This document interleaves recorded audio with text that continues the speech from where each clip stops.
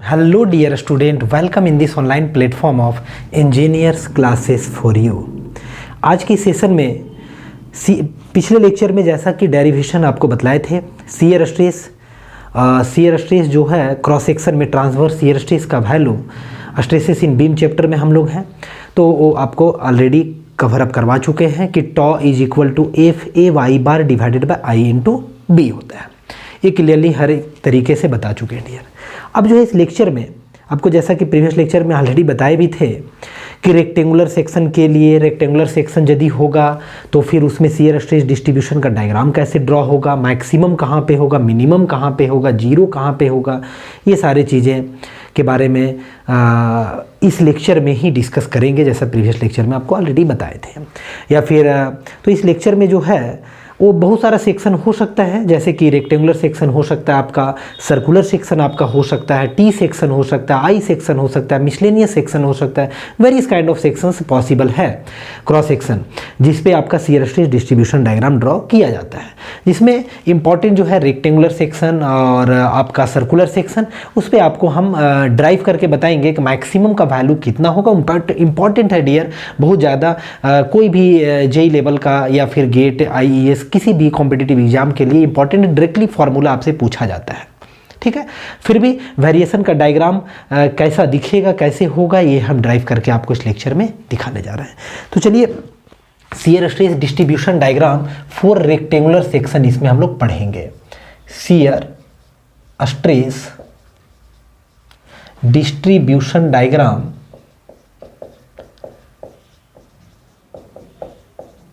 Distribution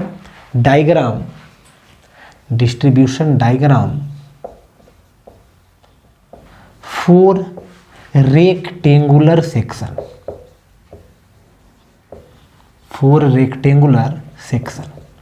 देखिए इस lecture में जो है वो रेक्टेंगुलर सेक्शन पे डिस्कस करेंगे और फिर नेक्स्ट लेक्चर में जो है वो आपका सर्कुलर के लिए भी बताएंगे।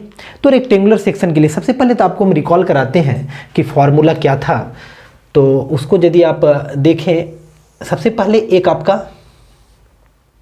आपको फॉर्मूला भी रिकॉल कराते हैं यहीं से। ये एक रेक्टेंगुलर सेक्शन है, आपको क्लियरली विजिबल होगा कि this is your rectangular section. और ये रेक्टेंगुलर सेक्शन है, रेक्टेंगुलर सेक्शन का मीनिंग हुआ ये क्रॉस सेक्शन है डियर, इस बात को नहीं भूलें। कोई भी बीम का जो होगा, कोई भी बीम का ऑफ एनी बीम है ना, कोई भी बीम का ये एक क्रॉस सेक्शन है। तो क्रॉस सेक्शन पे आपको क्या दिखता है, न्यूट्रल एक्सिस दिखता है, जहां पे आपका न ही टेंसाइल स्ट्रेस होता है, न ही कॉम्प्रेसिव स्ट्रेस होता है। बेंडिंग स्ट्रेस डिस्ट्रीब्यूशन का बात करें तो bending stress distribution diagram already आपको बता चुके हैं क्रॉस सेक्शन का। ये शियर स्ट्रेस डिस्ट्रीब्यूशन डायग्राम है, चीजों को समझिए, दोनों अलग है। ये शियर स्ट्रेस डिस्ट्रीब्यूशन डायग्राम है, ठीक है, ये शियर स्ट्रेस डिस्ट्रीब्यूशन डायग्राम है यहाँ पे जो हम अभी बनाने जा रहे हैं। तो ये न्यूट्रल एक्सिस कहाँ पे दिखता है, क्रॉस सेक्शन पे ही न्यूट्रल एक्सिस दिखता है। न्यूट्रल एक्सिस क्या होता है आपका, तो इंटरसेक्शन होता है। ये इंटरसेक्शन किसका, जो भी न्यूट्रल प्लेन या न्यूट्रल सरफेस जो बना हुआ रहता है लाइन से, नंबर ऑफ लाइन से, तो लाइन जो है वो इंटरसेक्ट करता है कहाँ पे, cross section of any member. जब कोई किसी क्रॉस सेक्शन पे वही लाइन इंटरसेक्ट करेगा तो न्यूट्रल एक्सिस का फॉर्मेशन करता है, उसी को न्यूट्रल एक्सिस बोलते हैं, प्रीवियस लेक्चर में ऑलरेडी बताया। तो देखिए यहाँ पे ये हो गया, न्यूट्रल एक्सिस हो गया। न्यूट्रल एक्सिस से वाई डिस्टेंस पे इस तरीके का है, न्यूट्रल एक्सिस से वाई डिस्टेंस पे जो है वो एक आपका कोई भी एक सेक्शन मान लिए, है ना, एक सेक्शन मान लिए। और इस सेक्शन का आपको मालूम होगा कि इस सेक्शन का जो ये वाला पॉइंट है ये CG है आपका, और CG तक का डिस्टेंस को वाई बार बोला जाता है, न्यूट्रल एक्सिस से ही लिया जाता है वाई बार, ठीक है। और जो है इसका हम मान लिए हैं कि इसका ये वाला जो डिस्टेंस है ये सपोज कीजिए D है, और ये जो है ये आपका B है, यानी B और D इसका डायमेंशंस है। जब ये D होगा, ऑब्वियस है कि यहाँ से यहाँ का यदि हम बात करें तो ये D बाई क्या होगा, 2 होगा, और यहाँ से यहाँ ये भी क्या होगा, तो ये भी आपका D बाई 2 होगा क्लियरली। अब ये जब ये D बाई 2 हो जाएगा, यदि आपसे कोई पूछे ये डिस्टेंस कितना होगा, जो भी आपको शेडेड रीजन दिख रहा है ये आपका क्या है, शेडेड रीजन है, ये आपका शेडेड रीजन है। तो शेडेड रीजन का साइड में कितना होगा आपका थिकनेस इस तरीके से, तो ये कितना होगा, तो इसका वैल्यू यदि आपसे पूछा जाए, इधर हम लिख दे रहे हैं साइड में रेड कलर से, ये कितना होगा, तो आप कहेंगे न्यूट्रल एक्सिस से यदि इसका डिस्टेंस लें, तो यहाँ से न्यूट्रल एक्सिस से डिस्टेंस, ये तो d/2 है ना, ये पूरा d/2 है, उसमें y को यदि हम घटा दें, यानी d/2 में यदि y को हम घटा दें, d/2 में y को घटा दें, तो ये वाला डिस्टेंस निकल जाएगा। ठीक है, तो यदि अब आपको जो एक फॉर्मूला भी रिकॉल कराते हैं, जो फॉर्मूला ऑलरेडी आप सुन चुके हैं, फॉर्मूला क्या होता है, क्रॉस सेक्शन पे, किसी भी क्रॉस सेक्शन पे ट्रांसवर्स शियर स्ट्रेस का जो वैल्यू होता है, ट्रांसवर्स शियर स्ट्रेस का जो वैल्यू होता है डियर, टॉ यानी शियर स्ट्रेस किसी भी क्रॉस सेक्शन पे, क्योंकि क्रॉस सेक्शन पे वो कितना होता है, F A y bar divided by I moment of inertia, और बी होता है width of the cross section, जो यहाँ पे आपको ऑलरेडी दिख रहा है बी, वही आपका बी है विड्थ कि कितना होगा। अब इसको और भी यदि हम सही से समझे ना, एक बार और भी हम आपको विजुअलाइज कराते हैं। मान लीजिए कोई बीम है, ये आपका सपोज कीजिए बीम है, इसका इस तरीके से ये आपका क्रॉस सेक्शन है, ये बीम का, तो बीम का क्रॉस सेक्शन है, तो इस पे जो स्ट्रेस होगा ना, ये वाला पोर्शन पे, इस पोर्शन पे जो रंगा हुआ, तो ये हुआ ट्रांसवर्स, मान लीजिए ये कैंटिलीवर बीम में होगा, तो ये ट्रांसवर्स शियर स्ट्रेस यहां का बात कर रहे हैं, ये देख रहे हैं, ये बीम का इस वाला पोर्शन में, यानी कि आप ट्रांसवर्स शियर स्ट्रेस देखने के लिए आपको क्रॉस सेक्शन के अलोंग बीम को कट करना पड़ेगा, कोई भी बीम को, तो उसी शियर स्ट्रेस को, तो ये जो क्रॉस सेक्शन दिख रहा है, ये जो क्रॉस सेक्शन दिख रहा है यहाँ पे, इसी क्रॉस सेक्शन को यहाँ प्लॉट किया गया है। ये कैसा दिख रहा है, रेक्टेंगुलर दिख रहा है, तो रेक्टेंगुलर सेक्शन है यहाँ पे, और इसी रेक्टेंगुलर सेक्शन पे कैसा कैसा वेरिएशन होगा, इस रेक्टेंगुलर सेक्शन पे कैसा कैसा वेरिएशन होगा स्ट्रेस का, वही देखने जा रहे हैं। किस रेक्टेंगुलर सेक्शन पे, देखिए ये साइड से दिख रहा है ना, इसी को प्लेनर डायग्राम में प्लॉट कर दिए, साइड से जो दिख रहा है इसी को आपका प्लेनर डायग्राम में प्लॉट कर दिया डियर। ठीक है, यहाँ तक उम्मीद है कि आपको कोई प्रॉब्लम नहीं है फॉर्मूला। हाँ, तो देखिए यहाँ पे जो है वो ऑलरेडी ये फॉर्मूला अभी लिख रखे हैं, टॉ इज इक्वल टू, जो कि ट्रांसवर्स शियर स्ट्रेस का वैल्यू है, tau is equal to F A y bar I into b. अब देखिए सबसे पहले यहाँ पे ए का रिक्वायरमेंट होगा, वाई बार का रिक्वायरमेंट होगा, बी का रिक्वायरमेंट, ये सब सारे वैल्यू को यहाँ फिट करेंगे, तो फिर किसका वैल्यू हम लोग फाइंड आउट कर सकते हैं, टॉ का। और ये टॉ कहाँ पे होगा, आप देख पा रहे हैं ना, क्रॉस सेक्शन प्लेन पे होगा। याद रखिए ट्रांसवर्स शियर स्ट्रेस है, तो शियर स्ट्रेस कहाँ पे अपीयर होगा, क्रॉस सेक्शन पे, और ये जो क्रॉस सेक्शन है ये साइड से दिखेगा, इसी को यहाँ पे ड्रॉ कर चुके हैं, ये बात ऑलरेडी हम आपको बता रहे हैं। चलिए तो यहाँ पे जो है अब यहाँ पे इस फॉर्मूले में फिट करते हैं वैल्यू को। यहाँ पे देखिए वाई बार का वैल्यू कितना होगा, अच्छा एरिया का वैल्यू हियर, सबसे पहले एरिया का वैल्यू निकालिए, तो एरिया इज इक्वल टू क्या होगा, एरिया मतलब समझ रहे हैं ना, शेडेड रीजन का एरिया, ए मतलब ये शेडेड रीजन का होगा, तो शेडेड रीजन का निकालेंगे तो बी आपका एक हो गया बी, और इंटू क्या होगा, इंटू ये वाला डिस्टेंस होगा, तो बी इंटू क्या होगा, d/2 माइनस वाई, ये एरिया होगा। एंड यदि y बार निकालेंगे तो y बार का वैल्यू कितना होगा डियर, तो y बार का वैल्यू आप देखिए डायग्राम से ज्योमेट्रिकल है ना, ज्योमेट्रिकली आप कर सकते हैं, y bar is equal to y plus इतना अमाउंट भी चाहिए आपको, तो इतना अमाउंट मतलब क्या होगा, ये जो वैल्यू है इसका हाफ होगा, चूंकि ये CG तक का है तो वैल्यू का हाफ होगा, तो हाफ है ना, हाफ कितना, ये वैल्यू का हाफ को यदि y में जोड़ देंगे तो y बार मिलेगा, तो कितना होगा d/2 माइनस वाई। अब इसको यदि आप सिंप्लीफाई करेंगे तो कितना होगा, y प्लस d/4 होगा कि नहीं, y plus d/4 minus y/2 is equal to कितना होगा, y माइनस y/2, y/2 होगा, y/2 प्लस d/4 होगा। ठीक है, इतना वैल्यू होगा आफ्टर सिंप्लीफाइंग। अब जो है ये वैल्यू a निकल गया, y बार निकल गया, इस फॉर्मूला में जो है अब जो है वैल्यू को पुट कर देते हैं, b as it is b ही रह जाएगा, क्योंकि यहाँ पे डायमेंशन b जो है नेमिंग b ही किए हैं, वो विड्थ है आपका क्रॉस सेक्शन का।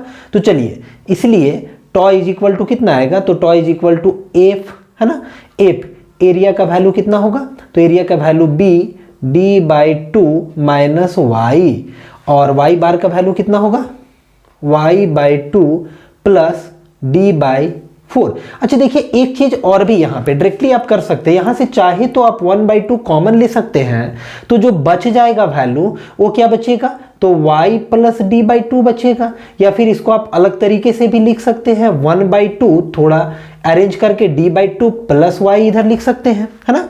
तो यहाँ से देखिए इस वैल्यू को लिखते हैं तो कितना होगा 1/2 d/2 plus y divided by i into b. अब यहां से देखिए तो b और b जो है वो कैंसल आउट हो जा रहा है, ये b और ये b दोनों आपका कैंसल आउट हो जा रहा है। और फिर क्लियरली आप देख पा रहे हैं कि f होगा d/2 minus y into d/2 plus y, a plus b a minus b, a square minus b square.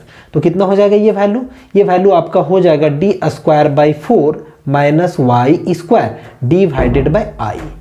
देखिए यहां से एक इंपॉर्टेंट रिजल्ट निकल करके आया है, ये जो वैल्यू है ये किसका है, ये टॉ का वैल्यू है, ट्रांसवर्स शियर स्ट्रेस का वैल्यू है। यहाँ पे देखिए तो ट्रांसवर्स शियर स्ट्रेस डी आपका कांस्टेंट होगा, एफ भी कांस्टेंट होगा, आई भी कांस्टेंट होगा। तो डी जो टॉ का वैल्यू है यहां से क्लियरली आप देख पा रहे हैं कि टॉ का वैल्यू इंक्रीज करेगा इफ y का वैल्यू डिक्रीज करेगा, क्योंकि माइनस वाई स्क्वायर है। तो यदि कोई भी वैल्यू में वाई स्क्वायर माइनस में इस वैल्यू को यहां से हम कोई भी बड़ा वैल्यू को घटाएंगे तो ये पूरा टर्म छोटा हो जाएगा, और छोटा वैल्यू को घटाएंगे तो ये पूरा टर्म बड़ा हो जाएगा। बात को समझिए, तो y का वैल्यू, इसका मतलब है कि टॉ का वैल्यू बड़ा हो जाएगा जब y का वैल्यू छोटा, यानी कि समथिंग में छोटा टर्म को माइनस करेंगे ऐसा। एंड तो यहां से एक चीज आप बता सकते हैं क्या कि y को हम बहुत छोटा कर दें, मतलब y को 0 पुट कर दें। y को कितना पुट कर दें, 0 के बराबर पुट कर दें। y को 0 के बराबर पुट करने का मीनिंग क्या हुआ, y को 0 पुट करने का मीनिंग हुआ कि कहां पे हम आ जाएंगे, वह कहां पे आ जाएंगे, तो न्यूट्रल एक्सिस के पास आ जाएंगे, है ना। y को 0 पुट करने का मतलब हुआ एट न्यूट्रल एक्सिस पे पहुंच जाएंगे। तो y को जरा 0 पुट कीजिए तो टॉ का वैल्यू कितना होगा, तो टॉ का वैल्यू देखिए कितना होगा एफ, ठीक है, एफ होगा d² बाई कितना होगा 4i होगा, d²/4i होगा, d²/4 क्या होगा डियर, i होगा, d²/4 चूंकि y का वैल्यू को कितना पुट कर दिए 0 पुट कर दिए तो d²/4i होगा। ये किसका वैल्यू होगा, ये आपका जो वैल्यू दिख रहा है ना d², चलिए ठीक है, ये वैल्यू दिख रहा है टॉ का वैल्यू। अब ये जो टॉ का वैल्यू है, ये टॉ का वैल्यू कैसा वाला वैल्यू है, क्योंकि y को 0 पुट किया, मतलब y को बहुत कम, मतलब बहुत ज्यादा घटा दिए, 0 के करीब ले आए, तो ऑब्वियस है कि टॉ का वैल्यू मैक्सिमम हो गया होगा। ऑब्वियस है कि टॉ का वैल्यू क्या हो गया होगा, मैक्सिमम हो गया होगा। यहाँ पे क्या पुट किए हैं, y का वैल्यू 0 पुट करने का मतलब हुआ कि y का वैल्यू अब देख रहे हैं डिक्रीज करने से टॉ बढ़ता है, अब y को हम डिक्रीज करके 0 के करीब ले आए, इसका मतलब टॉ का ये जो वैल्यू हुआ ये कैसा वाला वैल्यू हुआ, मैक्सिमम हुआ। याद रखिएगा ये टॉ का कैसा वाला वैल्यू हुआ, ये मैक्सिमम वैल्यू, अनु टॉ मैक्स का वैल्यू। अच्छा एक चीज यहाँ पे चीजों को देखिएगा, 1/2 यहाँ पे था ना, 2 यहाँ से छूट गया है, यहाँ पे कितना होगा 2i होगा, तो यहाँ पे कितना हो जाएगा ये 8i हो जाएगा, सॉरी 8i होगा। अब देखिए i का वैल्यू को जो है ना यहाँ से हम पुट करेंगे, तो i का वैल्यू को पुट करेंगे तो टॉ मैक्सिमम का ये इंपॉर्टेंट रिजल्ट है, टॉ मैक्सिमम का वैल्यू कितना होगा, तो टॉ मैक्सिमम का value f d² divided by 8। i का जो वैल्यू है ना ये किसके अबाउट होगा, तो अबाउट न्यूट्रल एक्सिस होगा, अबाउट न्यूट्रल एक्सिस होगा। i का वैल्यू जो भी निकालना है न्यूट्रल एक्सिस के अबाउट, तो न्यूट्रल एक्सिस ये है, इसके अबाउट i का वैल्यू निकालेंगे, यानी moment of inertia about neutral axis, तो हाउ मच। अब देख रहे हैं न्यूट्रल एक्सिस के पैरेलल में जो डायमेंशन है वो b है, तो उसका क्यूब नहीं होगा, ऐसे हम याद करवाएं आपसे। तो यहाँ से फॉर्मूला क्या होगा, ये फॉर्मूला लर्न होगा आपको, bd³ अपॉन कितना होगा 12 होगा, तो bd³ अपॉन 12 होगा। यहाँ से देखिए कटने के बाद ये d² कटेगा यहाँ से, तो क्या बचेगा, ये 12 आपका 4 इंटू 2 और 4 इंटू 3 ये कट जाएगा ना, ये ऊपर 3 चला जाएगा, कितना हो जाएगा 3/2 हो जाएगा, इंटू f हो जाएगा, है कि नहीं, 3/2 f हो जाएगा, और डिवाइडेड में कितना बचेगा b इंटू डी बचेगा। जरा देखिए ध्यान से ऐसा बचेगा कि नहीं, यहाँ पे इंपॉर्टेंट है डियर, ये जरा देखिए f divided by b into D, here यहाँ पे देखिए b ये डायमेंशन है और d आपका ये डायमेंशन है, तो b इंटू डी मिलने से आपका क्रॉस सेक्शनल एरिया निकलता है ना, पूरा complete cross sectional area. Complete cross section area. ये जो था शेडेड रीजन का ए था, लेकिन ये कंप्लीट क्रॉस सेक्शन एरिया है। बी इंटू डी जो है ये कंप्लीट क्रॉस सेक्शन एरिया है, कंप्लीट क्रॉस सेक्शन एरिया है। और उसी क्रॉस सेक्शन एरिया का तो यही तो है complete cross section area, complete cross section area, समझने के लिए है ना, यही तो है कंप्लीट क्रॉस सेक्शन एरिया। तो कंप्लीट क्रॉस सेक्शन एरिया का वैल्यू मालूम है, फोर्स का वैल्यू मालूम है, तो क्या स्ट्रेस समझ में आ रहा है, स्ट्रेस ही तो निकलेगा, यानी एफ अपॉन एरिया है डियर। तो ये एक स्ट्रेस होगा, याद रखेंगे हियर याद रखिएगा टॉ एवरेज, इसको बोल रहे हैं एवरेज टॉ को बोल रहे हैं एफ अपॉन बी डी। टॉ एवरेज का वैल्यू को क्या बोल रहे हैं, एफ अपॉन बी डी। सो एक फाइनल रिजल्ट जो निकल रहा है काफ़ी इंपॉर्टेंट है, यही हम निकाल रहे थे। टॉ मैक्सिमम का वैल्यू कितना आएगा, 3/2 होता है 1.5, यानी 3/2 कितना होगा 1.5 होगा, और फिर इंटू क्या होगा टॉ एवरेज। ये जो है वो बहुत सारे कॉम्पिटिटिव एग्जाम में ये फॉर्मूला ऑलरेडी पूछ चुका है कि बताइए एक रेक्टेंगुलर क्रॉस सेक्शन के लिए मैक्सिमम शियर स्ट्रेस का वैल्यू जो होता है कहाँ होता है। मैक्सिमम शियर स्ट्रेस का वैल्यू तो आपका न्यूट्रल एक्सिस के अलोंग होता है, न्यूट्रल एक्सिस के अलोंग मैक्सिमम शियर स्ट्रेस का वैल्यू आप देख रहे हैं y = 0 करेंगे तब मैक्सिमम होगा। तो होता है वो तो ठीक है, कितना होता है, हाउ मच वैल्यू, तो उसका वैल्यू होता है 1.5 टाइम्स टॉ एवरेज, 1.5 टाइम्स टॉ एवरेज होता है डियर। तो आप चीज़ों को इसको आप लर्न रखेंगे, ये फॉर्मूला को लर्न रखेंगे।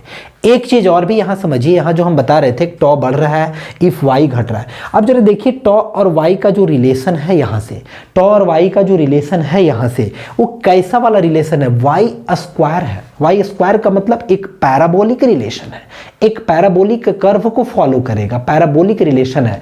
तो आप याद रखेंगे टॉ जो है वो 1 अपॉन, मान लीजिए जो भी है रिलेशन टॉ और ये का वो कैसा वाला है, टॉ और ये बढ़ने से ये यहीं से आप यहीं से चीज़ों को समझिए, यहीं पे लिख देते हैं। ये स्टेटमेंट के बाद ये कैसे फॉलो कर रहा है, फॉलो ये पैराबोलिक रिलेशन को फॉलो करता है, याद रखिएगा। तो जो डायग्राम बनेगा डिस्ट्रीब्यूशन का वो पैराबोलिक बनेगा। क्यों बनाएंगे, वो यहाँ पे कारण है कि टॉ बढ़ेगा यदि आपका वाई घटेगा, रिवर्स भी होगा and vice versa also true, tau घटेगा यदि वाई को बढ़ा देंगे। लेकिन टॉ और वाई का जो इन्वर्स रिलेशन आपको देखने को मिल रहा है ये एक पैराबोलिक कर्व को फॉलो कर रहा है। किसको फॉलो कर रहा है, पैराबोलिक कर्व को फॉलो कर रहा है। अब चलिए यहाँ तक तो आप नोट डाउन कर लिए होंगे, इसको मिटाते हैं।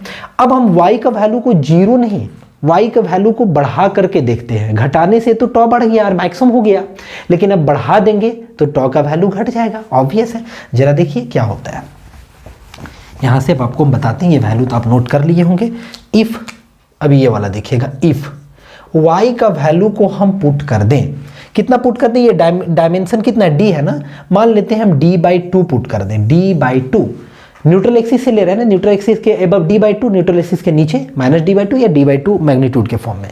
तो इसका मीनिंग क्या हुआ, पॉजिटिव d/2, यानी कि एट टॉप लेयर, यानी हम टॉप लेयर पे बात कर रहे हैं, d/2 पुट करेंगे।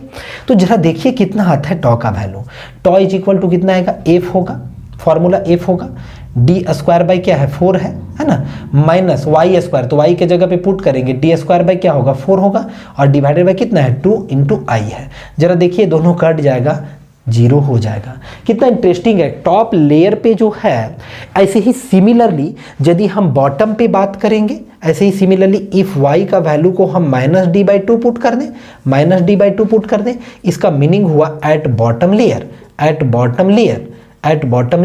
तो बॉटम लेयर पे भी जरा देखिए टॉ = ऐसे ही होगा ना, ये भी कितना होगा 0 होगा, यानी बॉटम पे भी फिर से वही तो होगा, d²/4 और माइनस है तो स्क्वायर करेंगे तो प्लस ही होगा, d²/4 यानी कि 0 हो जाएगा। यानी बॉटम लेयर पे और टॉप लेयर पे शियर स्ट्रेस का वैल्यू क्रॉस सेक्शन पे, शियर स्ट्रेस का वैल्यू, ट्रांसवर्स शियर स्ट्रेस का वैल्यू क्रॉस सेक्शन पे 0 है, लेकिन मैक्सिमम कहाँ पे है, न्यूट्रल एक्सिस के पास है, सेंटर के पास है। तो जरा अब यदि हम डायग्राम बनाना चाहें, चलिए यहीं पे मिटाते हैं क्योंकि इसके बगल में ही दिखाएंगे, तो डायग्राम कैसे दिखेगा जरा देखिए। क्या इस तरह का नहीं ड्रॉ होगा क्या, ठीक है, ये होगा। यहाँ पे आपका एक न्यूट्रल एक्सिस वाला पॉइंट है, ये किसको फॉलो करते हुए बढ़ेगा, तो ये आपका पैराबोलिक, ये जो है अभी आपको दिखाएगा, ये पैराबोलिक कर्व होगा, पैराबोलिक कर्व होगा। ये सब ऑब्जेक्टिव में पूछता है डियर। तो टॉ का जो वैल्यू है, देखिए बॉटम लेयर पे tau is equal to 0, top layer पे भी tau is equal to 0। Maximum कहाँ पे है, तो न्यूट्रल एक्सिस पे मैक्सिमम है, और मैक्सिमम का वैल्यू कितना है, तो 1.5 टॉ एवरेज के बराबर, 1.5 टॉ एवरेज के बराबर। यही है आपका डिस्ट्रीब्यूशन डायग्राम मेरे प्यारे स्टूडेंट। इसी को कह रहे हैं डिस्ट्रीब्यूशन डायग्राम, तब से जो भी हेडिंग दिए थे distribution diagram for rectangular section. ठीक है, उम्मीद करते हैं ये आपको डिस्ट्रीब्यूशन पैराबोलिक क्यों हुआ, मैक्सिमम का वैल्यू और मिनिमम यानी 0 0 जो हुआ टॉप और बॉटम में, ये कहानी समझ में आ रहा होगा। मिलते हैं नेक्स्ट लेक्चर में, और नेक्स्ट लेक्चर में अब डिस्कस करेंगे stress distribution diagram for circular section. यदि ये सर्कुलर होगा, यानी कि ऐसे ही यहीं पे देख पा रहे हैं ना, क्रॉस सेक्शन आपका सर्कुलर होगा, क्रॉस सेक्शन आपका सर्कुलर होगा। यहीं पे देखिए यही कहानी बनाए हैं यहीं पे, ठीक है, ये न्यूट्रल वाला है तो इसी के लिए बनाए। यहाँ पे देखिए डायग्राम कुछ इस तरीके का फॉलो कर रहा है डियर, कुछ इस तरह का फॉलो कर रहा है, यानी कि यहाँ पे सबसे कम है 0, धीरे धीरे बढ़ते गया, न्यूट्रल के पास मैक्सिमम हुआ, यानी शियर स्ट्रेस का वैल्यू क्रॉस सेक्शन पे देख रहे हैं, क्रॉस सेक्शन पे देख रहे हैं, ट्रांसवर्स डायरेक्शन में देख रहे हैं, इसलिए इसका नाम ट्रांसवर्स शियर स्ट्रेस हुआ, इसलिए इसका नाम ट्रांसवर्स शियर स्ट्रेस हुआ। यदि आपको लेक्चर पसंद आया होगा तो जरूर लेक्चर को शेयर करें मेरे प्यारे स्टूडेंट, जरूर आप दोस्तों के साथ शेयर करें, लाइक करना ना भूलें, कमेंट बॉक्स में जरूर अपना प्यारा सा कमेंट करें, किस सेक्शन में आपको अच्छा लगा, कहाँ पे क्या है, और भी क्या किस पे वीडियो चाहिए, जरूर आप कमेंट करें। So dear, thank you for watching.